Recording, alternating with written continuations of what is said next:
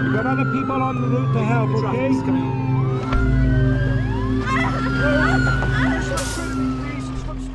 My name's Tracey Doherty and I've come along with Autoline with the crash car simulator today to try and reinforce to young people the need for their safety on the roads. They're texting and they're driving, they're using Snapchat, they're using Facebook, and they're putting themselves and of course other drivers at risk as well. To emphasise that to them, we use the crash car simulator that you can see just here to get them inside to watch a little film that involves a girl who killed her two friends and other people in the crash.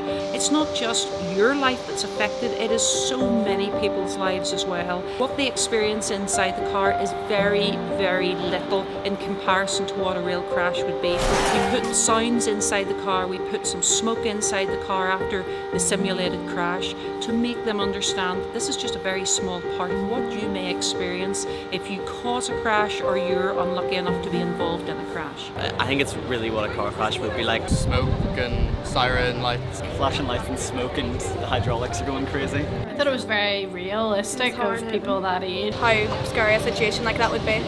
Definitely shook me, like, definitely.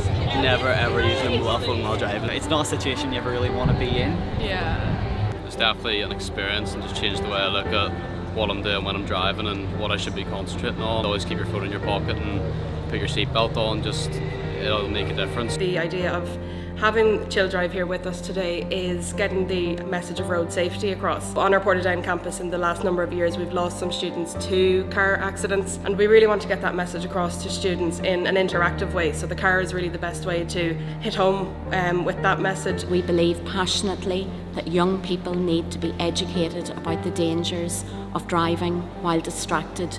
Autoline is very much focused on meeting the needs of young people as they take to the road as young drivers and trying to help them and equip them with the best possible tools to be safe drivers for the future.